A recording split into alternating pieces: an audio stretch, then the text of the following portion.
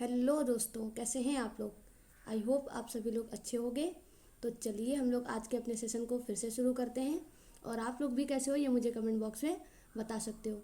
तो हम लोग अपने यूपीएससी प्रीलिम्स इनिशिएटिव में, ठीक है, अपने पीवाईक्यू सॉल्विंग सेशन में चल रहे हैं, जिसमें आप लोगों को पीवाईक्यू कैसे एनालिसिस करी जाती है, उसको टॉपिक से कैसे कनेक्ट किया जाता है ना, और रिलेटेड टॉपिक के नोट्स, ठीक है, और उसके बाद आप लोगों को उससे जुड़े एमसीक्यू प्रैक्टिस इस टाइम मैं करवा रही हूँ, ठीक है।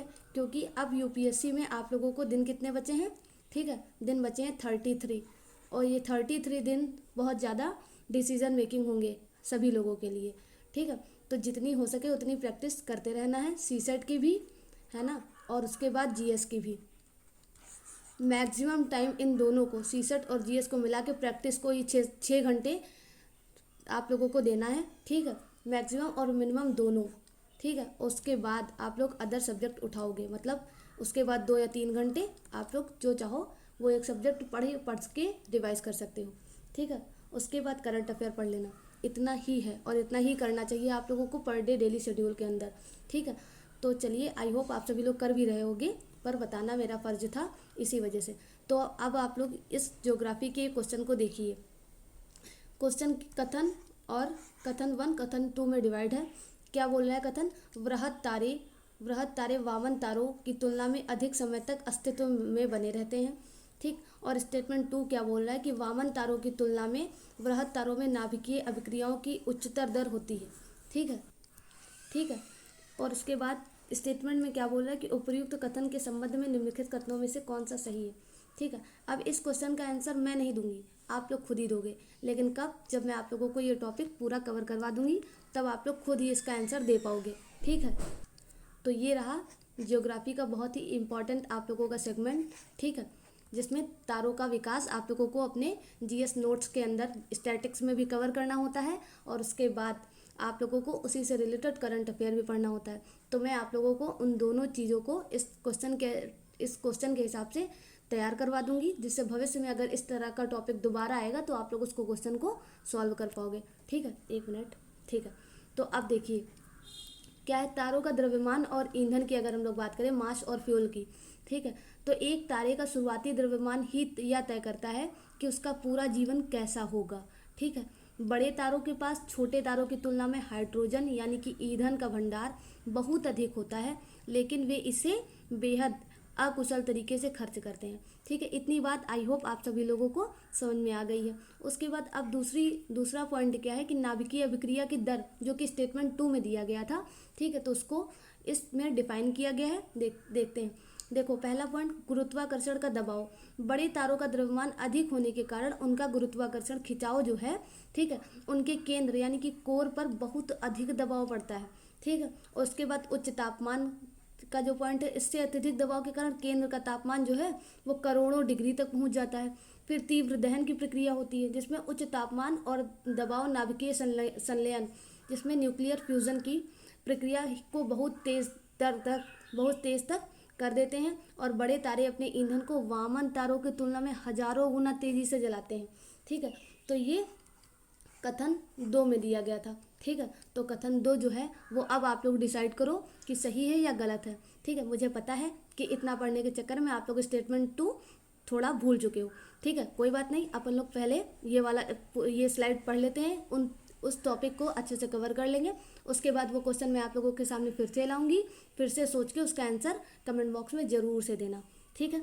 कोई भी लोड लेने की जरूरत नहीं है, आराम से करेंगे हम लोग, ठीक है। उसके बाद अब देखो स्टेटमेंट तीसरा क्या है, अब जीवन काल की तुलना, जो कि स्टेटमेंट 1 में बात कही गई थी।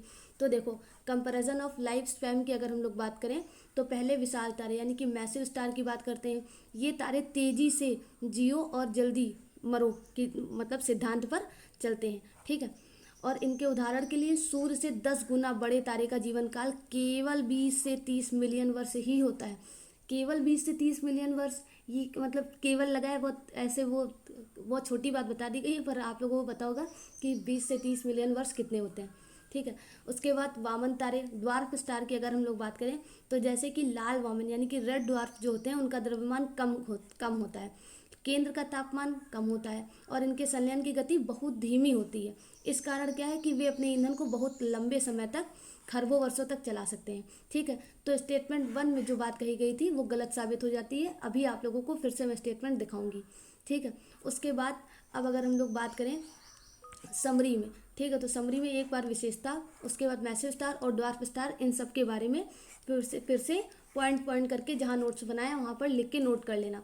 देखो ईंधन की मात्रा, अगर ईंधन की मात्रा की हम लोग बात करें तो विशाल स्टार में, यानी कि वामन तारा, विशाल स्टार को वामन तारा भी बोलते हैं। ठीक है, तो ये भी नोट करके रख लेना। वामन तारा जो है वो बहुत अधिक, ठीक, बहुत अधिक मतलब क्या होता है, बहुत अधिक ईंधन इनमें बहुत ज़्यादा होता है। और ड्वार्फ स्टार में, ठीक है, सॉरी, वामन तारा नहीं, विशाल तारे को, ड्वार्फ स्टार को वामन तारा बोलते हैं, विशाल तारा मैसिव स्टार ही है। ठीक है, तो इसमें ईंधन की मात्रा बहुत ज़्यादा होती है और उसके बाद इसमें ईंधन की वामन तारे में कम होती है। केंद्र का तापमान की अगर हम लोग बात करें तो विशाल तारे में अत्यधिक उच्च होता है, उसमें अपेक्षाकृत कम होता है, अपेक्षाकृत कम होता है, कम नहीं हो, बहुत कम नहीं होता, अपेक्षाकृत कम होता है। ठीक है, अभिक्रिया दर की, अगर अभिक्रिया की दर देखें तो इसमें फास्ट होती है और इसमें स्लो होती है। ठीक है, उसके बाद जीवन काल विशाल तारे का छोटा होता है और बृहद तारे का, वामन तारे का बहुत लंबा होता है। ठीक है, तो ये हम लोगों ने पढ़ लिया। अब ये है थोड़ा तारे का विकास। देखिए पहले देखो क्रिएशन कैसे होता है तारे का। एक स्टेलर नेबुला है, ठीक है, अब एक नेबुला है, ठीक है, अब नेबुला में क्या हो रहा है, मेन सीक्वेंस में वो 2 भागों में डिवाइड हो रहा है। ठीक है, तो 2 भागों में जब वो डिवाइड हो रहा है तो हाई मास स्टार एक बन रहा है और उसके बाद एक लो मास स्टार बन रहा है, मतलब एक कम द्रव्यमान का तारा बन रहा है और एक ज़्यादा द्रव्यमान का तारा बन रहा है। तो जो ज़्यादा द्रव्यमान का तारा है वो 8 से 150 सोलर मासेस उसमें एनर्जी है और उसमें 0.28 आप लोग देख ही रहे होगे। उसके बाद अब वो दोनों क्या करते हैं, जियांट फेज से अपने गुजरते हैं। ठीक है, और जियांट फेज से गुजरने के बाद हाई मास स्टार क्या होता है, वो क्या बनता है, सुपर जियांट बनता है। ठीक है, और उसके बाद लो मास स्टार क्या बनता है, रेड जियांट बनता है। ये विकास याद रखना, एज इट इज़ कहीं से भी क्वेश्चन पूछ सकता है। ठीक है, इसीलिए मैं आप लोगों को एक बार इमेज से भी क्लियर करा दे रही हूँ। उसके बाद जियांट फेज के बाद क्या आती है, फाइनल फेज आती है। फाइनल फेज में जो होता है, जो सुपर जियांट होता है वो क्या बन जाता है, सुपर नोवा में कन्वर्ट हो जाता है। ठीक है, और उसके बाद जो रेड जियांट होता है वो किसमें, प्लैनेटरी नेबुला में कन्वर्ट हो जाता है। उसके बाद अब थर्ड फेज जो आती है वो किसमें, रेमानेंट में आती है। ठीक है, तो रेमानेंट में क्या होता है कि जो सुपरनोवा होता है वो क्या बन जाता है, न्यूट्रॉन स्टार बन जाता है और प्लैनेटरी नेबुला क्या बन जाता है, व्हाइट ड्वार्फ बन जाता है। ठीक है, व्हाइट ड्वार्फ बोले तो श्वेत वामन। ठीक है, और उसके बाद अगर हम लोग बात करें न्यूट्रॉन स्टार की बात, अगर हम लोग बात करें तो जो न्यूट्रॉन स्टार है अगली फेज में ब्लैक होल में वही कन्वर्ट हो जाता है। ब्लैक होल में कन्वर्ट होने के मतलब वो एक ऐसा है जहाँ पर बहुत दूर दूर तक कुछ भी नहीं है, कुछ भी आप लोगों को मतलब कुछ भी दिखेगा ही नहीं, वो अपने एकदम ख़त्म वाली स्टेट में आ जाता है। ठीक है, और उसके बाद वाइट ड्वार्फ जो है वो ब्लैक ड्वार्फ बन जाता है। ठीक है, तो ये था तारों का विकास। अब आप लोगों को आई होप इस टॉपिक को पूरा समझ में आ चुका है। फिर से अब हम आप लोगों को अपने वो इस क्वेश्चन की तरफ लेके चलते हैं। अब देखो क्वेश्चन में क्या बोल रहा है कि जो बृहद तारे हैं वो बृहद तारे, यानी कि इन्हीं को विशाल तारा बोला गया था। ठीक है, तो इन्हीं को विशाल तारा बोला गया था। तो बृहद तारे वामन तारों की तुलना में अधिक समय तक अस्तित्व में बने रहते हैं। तो नहीं भाई, आप लोगों को अभी जब मैंने पढ़ाया था तो दिखाया था कि इनका अस्तित्व बहुत कम तक होता है, इनकी क्योंकि एनर्जी इनकी बहुत ज़्यादा होती है और बहुत जल्दी से ख़त्म हो जाती है। ठीक, उसके बाद कथन 2 जो है वो वामन तारों की तुलना में बृहद तारों में नाभिकीय विक्रिया की उच्चतर दर होती है। तो ये बात सही है, इसलिए आप लोगों का डी आंसर इसमें करेक्ट हो जाता है। एक सही नहीं है किंतु दूसरा सही है। ठीक है, तो ये है आप लोगों का उसकी एनालिसिस। अब अगर मैं इस क्वेश्चन को थोड़ा फ्यूचर से एक्सपेक्ट से जोड़ूं तो आप लोगों को पिछले करंट अफेयर से रिलेटेड कौन कौन सी चीज़ें पढ़नी है।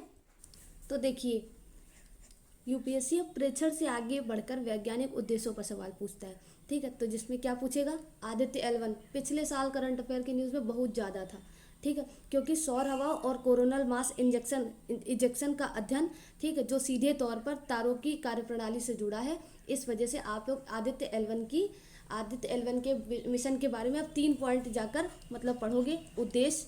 ठीक, और L1 पॉइंट क्या है। ठीक, L1 के साथ साथ आप लोगों को L4 तक चारों लैग्रेंज पॉइंट पढ़ने चाहिए। ठीक है, उसके बाद अब आप लोग गगनयान और अंतरिक्ष स्टेशन के बारे में पढ़ोगे। ठीक है, गगनयान भी बहुत ज़्यादा इंपॉर्टेंट था। ठीक है, क्योंकि गगनयान में अब एक वायुमित्रा नाम की रोबोट ठीक भेजी जाएगी अपने इसरो के द्वारा। ठीक है, तो उसके बारे में भी आप लोगों को पढ़ना है, क्योंकि ये सारे कनेक्टेड पॉइंट हैं इस क्वेश्चन को लेकर। ठीक है, क्योंकि ये सारे तारों के अध्ययन के लिए ही भेजे जाएंगे। तो आप लोगों को बहुत एक्सपेक्टेड टॉपिक है ये सब कि क्वेश्चन बन सकता है 2026 के प्रीलिम्स में। उसके बाद नेत्रा के बारे में पढ़ना है। ये क्यों पढ़ना है? अंतरिक्ष मलबे से सुरक्षा और स्पेस सस्टेनेबिलिटी के लिए एक नेत्रा इनिशिएटिव को शुरू किया गया है, तो इसके बारे में भी आप लोगों को पढ़ना चाहिए। सबसे पहले पढ़ लेना मंत्रालय और उद्देश्य और क्या है ये। ठीक है, इतना पढ़ लेना। फिर अगर हम लोग कॉन्सेप्चुअल डेप्थ की बात करें तो प्रश्नों का स्तर अब क्या है से कैसे काम करता है। ठीक, तो संभावित विषय की अगर हम लोग बात करें तो गुरुत्वाकर्षण की तरंगे, डार्क मैटर की भूमिका, चंद्रशेखर सीमा। अच्छा, कोई मुझे कमेंट बॉक्स में बता सकता है कि चंद्रशेखर सीमा कितनी होती है? ठीक है, ज्योग्राफी तो बहुत पढ़ा होगा, ये भी बहुत इजी क्वेश्चन है, जिसको पता हो वो प्लीज़ कमेंट बॉक्स में मुझे ज़रूर बताएगा। ठीक है, उसके बाद अगर तैयारी की मुख्य बिंदु देखें तो देखो, खगोल भौतिकी में आप लोगों को ब्लैक होल, सुपरनोवा के प्रकार, स्पेस टाइम कर्व, ठीक, ये पढ़ने। इसरो के आगामी मिशन के बारे में चंद्रयान 4 पढ़ लेना। ठीक, शुक्रयान और मंगलयान 2। फिर अंतरिक्ष नीति में भारतीय अंतरिक्ष नीति 2023 आप लोगों को पढ़ना है, और इन स्पेस की भूमिका। ठीक है, और इसमें स्पेस की भूमिका। फिर वैश्विक सहयोग में आर्टेमिस समझौता जरूर पढ़ लेना। ठीक, और निजी क्षेत्र, निजी अंतरिक्ष स्टेशन, क्योंकि ये सारे इतने पॉइंट हैं जो इससे रिलेट करने हैं। ठीक है, तो आप लोगों को इसमें इतना कवर कर लेना है। कल जो आप लोगों को वीडियो आएगी वो इसको कवर करवाते हुए भी आएगी। ठीक है, अब अगर हम लोग बात करें तो चंद्रयान 4 या केवल लैंडिंग नहीं है, बल्कि चंद्रमा की मिट्टी को वापस धरती पर लाने का एक मिशन है। ठीक है, इसीलिए ये इम्पोर्टेंट है। उसके बाद आर्टेमिस समझौता क्यों इम्पोर्टेंट है?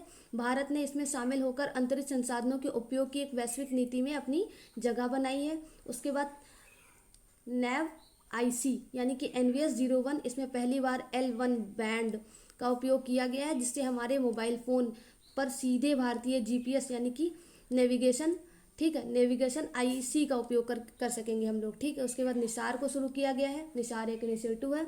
निसार और इसरो भारत का संयुक्त रडार मिशन है, जो पृथ्वी को बदलती सतह और जलवायु परिवर्तन पर नजर रखता है। ठीक है, तो इतने टॉपिक आप लोगों को पहले कवर करना है। कल जो वीडियो आएगी वो इन चारों को कवर करवाते हुए भी आएगी। ठीक, मतलब इन चारों के बारे में भी हम लोग कल पढ़ लेंगे। अब थोड़ा इस MCQ के बारे में देखो। ठीक है, क्योंकि ये MCQ मोस्ट एक्सपेक्टेड है। ठीक है, एक्सपेक्टेड है 2026 में।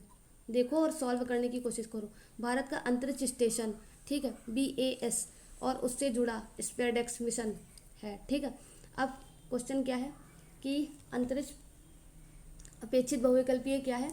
भारतीय अंतरिक्ष स्टेशन BAS और इसरो के आगामी मिशनों के संदर्भ में निम्नलिखित कथनों पर विचार कीजिए।